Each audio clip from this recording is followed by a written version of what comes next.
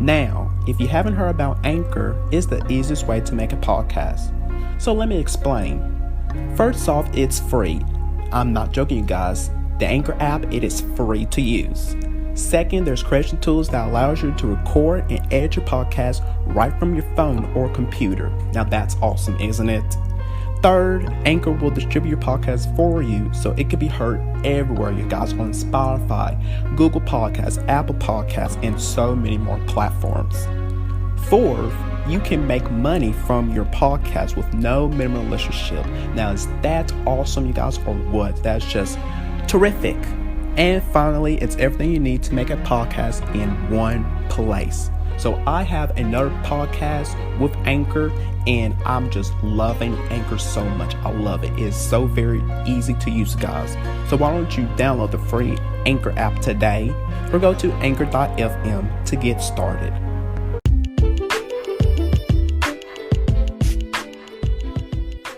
What's up, you guys? And welcome to the official podcast of Damian Talks Education. So listen up. I am here to talk about all things education on my podcast. So get prepared for some realness and honesty of education as I walk you down through various of topics that's happening in the education world with some amazing guests, to sharing stories relating to education and so much more, because I got you covered with education. So join me on this journey of education with me.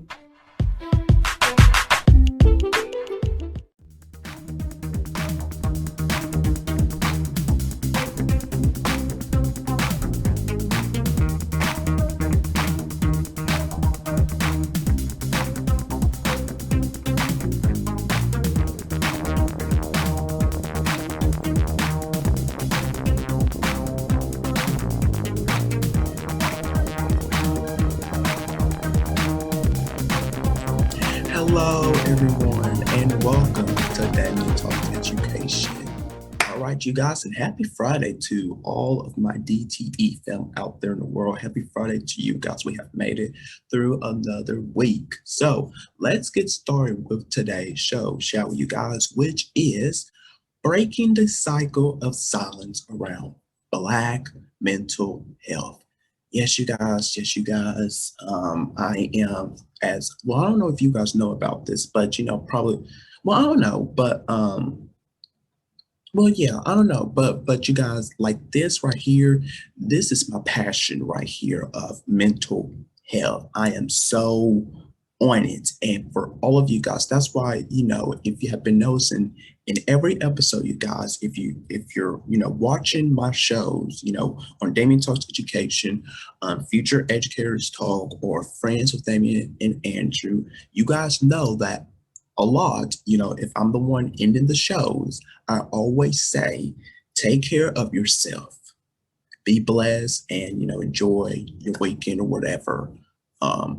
And I always say that, take care of yourself, especially now, you guys, during this pandemic, because we all, especially our Black men and our boys, we have been through it this year of COVID. We have really been through it. And this, I don't know. I just don't know, but let's hop right into today's show, you guys, shall we? Now, you guys just bear with me here on my lighting on today. If you saw it's going to flash, then come back to normal, flash, come back to normal. You guys just bear with me here, all right? So let's hop right into breaking the cycle of silence around Black mental health. Now, that shows that Black youth are especially prone to develop mental health issues, but less likely to seek out or receive the specialized service and care they need. Absolutely. And that is what I am currently going through at the moment right now as I am recording this episode, but this will come out later, later, probably in August or September. But yeah, this is what I am currently going through right now, that I am not talking, sharing, my mental health problems with anyone because I have been going through this since the end of 2019. And, I just, I kept everything all to myself. And that is so true, especially with our Black men. We don't want to share our problems with anyone, and we don't want to seek out for help from anyone. We just, all want to keep it in to ourselves that we can deal with it on our own. But in reality, we can't, you guys, we just cannot. Now, I'm going to share you guys a story that I found, and I want you guys to pay attention to this here now. On a Sunday before Chicago public school students returned from spring break, this was back in 2014, you guys, five middle school students, they were hanging out in a neighborhood park when gunshots ran out in, the area. And two students, they were wounded by gunfire. Now, only a few hours later, Tanisha Jointer, a social worker in the district, heard about the shooting on the local news and sprang into action. And she and her colleagues quickly arranged the arranged to visit the victims and their families in the hospital, and she stayed up until 2 a.m. in the morning, putting together a plan to support their classmates at school. Now, after an emergency morning meeting with staff, with the staff members at the school, Joiner's team invited middle school students to a conversation circle to talk about the shooting. But when it came, time to finally speak about it, Joyner sensed a prevailing sense of empathy inside of the room. And this is what they said. We got in front of the kids. We got in front of the kids. Why are y'all doing all of this? Nobody died. Um, it took me to think that my kids had normalized getting shot, normalized going to funerals of fifth graders, normalized the violence in communities. Now, I just want you guys to get this here. Between 2015 and 2018, this is what I found, and I should, really update on this here as of today, 2021.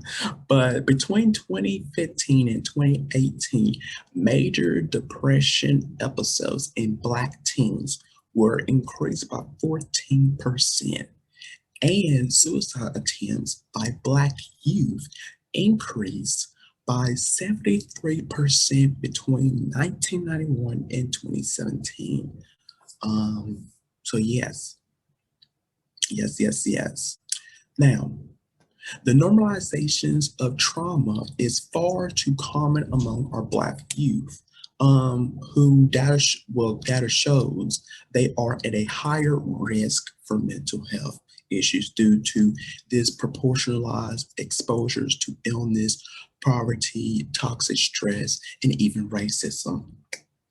Now, get this, one in every three Black children in the United States has been exposed to 2 to 8 adverse childhood experience, which can have serious long-term effects on a person's health for the rest of their lives. Now, according to experts, the stigma around mental health, the absence of specialized service, and the fear of discrimination or abuse means that Black youth and their families, they are less likely to seek out, like I mentioned earlier, or actually receive the mental health service that they possibly need.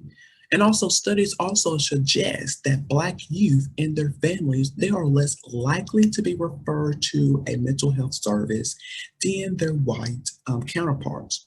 And even when they receive, um, ugh, when they receive referrals, they are less likely to follow through with that.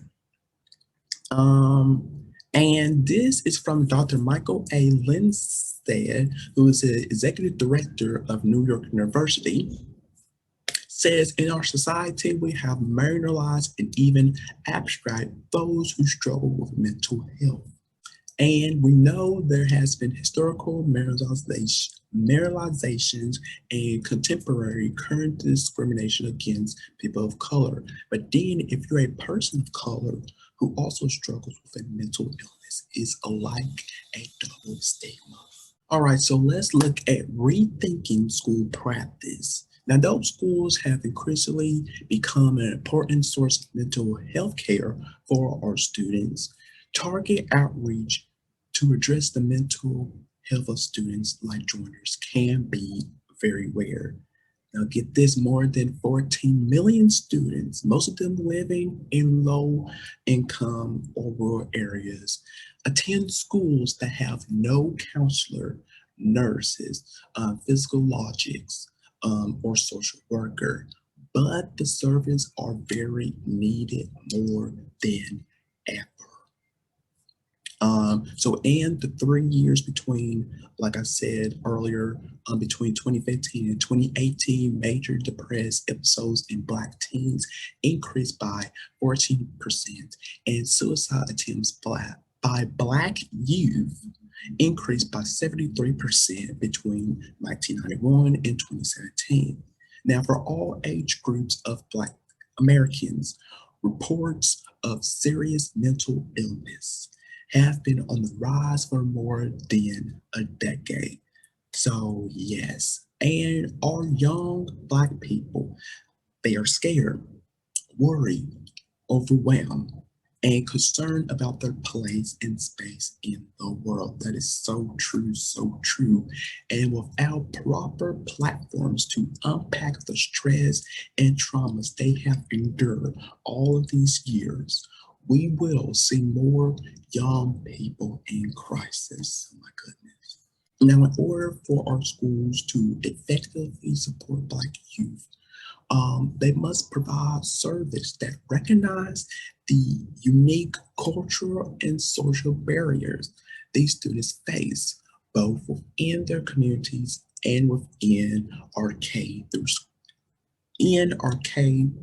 12 schools. You guys forgive me. Okay, you guys just forgive me. But anyways, yet our schools, they are all not, always seem to be a safe place.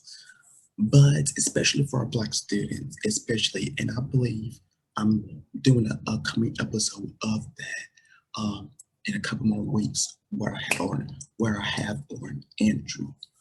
So you guys make sure you check that out in the coming weeks. Um, so yeah, and data shows that our Black students are significantly more likely to be suspended, or expelled than any other racial groups, yes, which can seriously impact their sense of well-being in the world and also push them to, disengage with other people or even drop out of schools in particular. So yeah.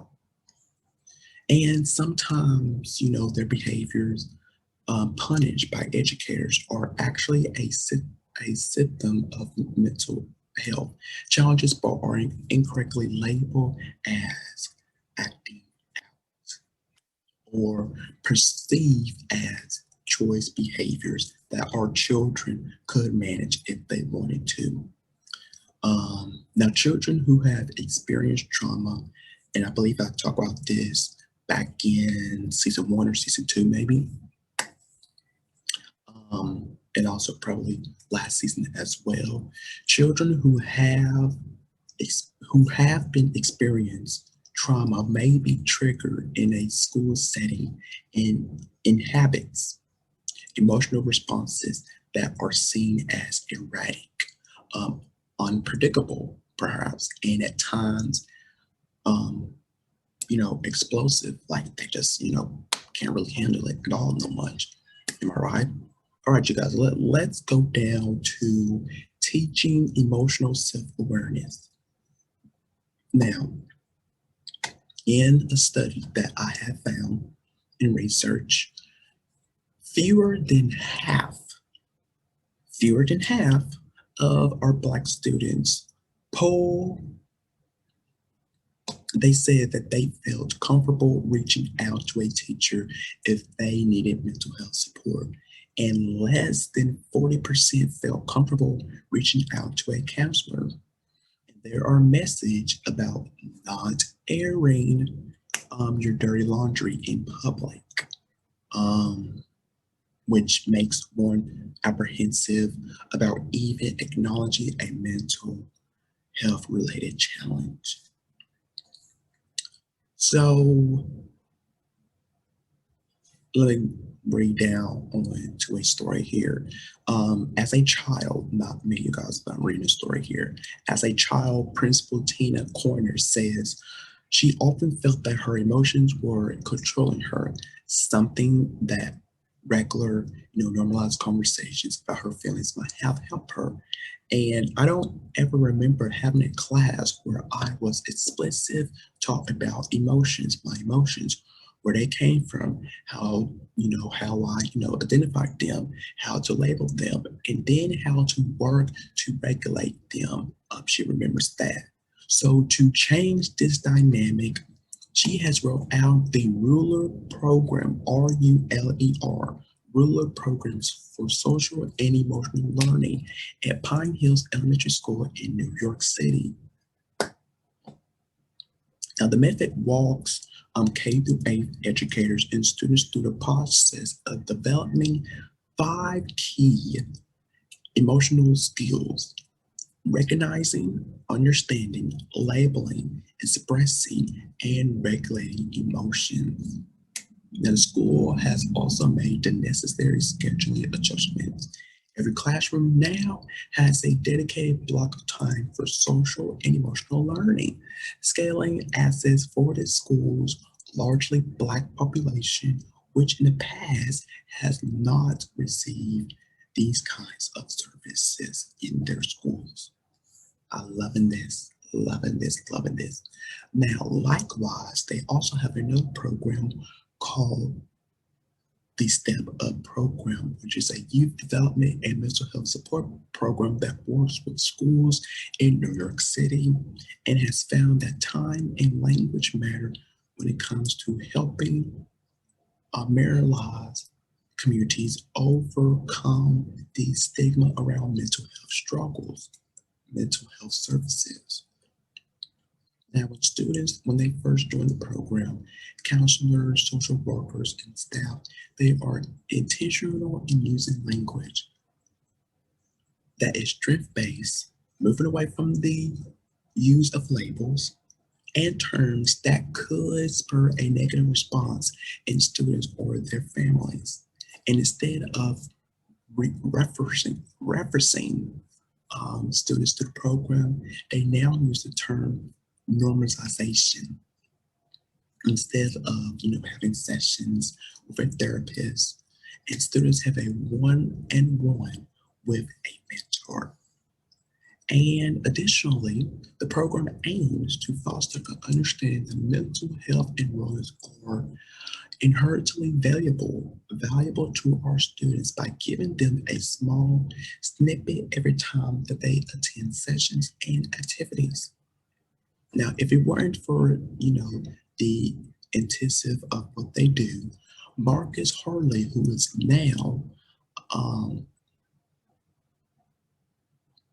older in his late 30s, with a degree in social work, says he doesn't think he would have attended in the first place. And he began participating in the program when he was only 14 years old, evolving pers- from a participant, just as a student, to now a counselor of the program, which is great. And he says, some of us, we didn't have a dime in our name as soon as we got home. And it was important that someone let me know that my time is worth literally getting paid for. Final talk of today, which is schools can't do it alone. Yes, yes, yes. Now, given the significant needs of students and their families, schools do not have, nor will they ever have the resources to meet all the needs with their students, of course. And they recommend that districts work in collaborations with outside organizations such as mental health focused nonprofits and universities with counseling centers to provide some target resources for the school districts out there. And these partnerships can also ease some of the barriers to accessing services for our Black children and families.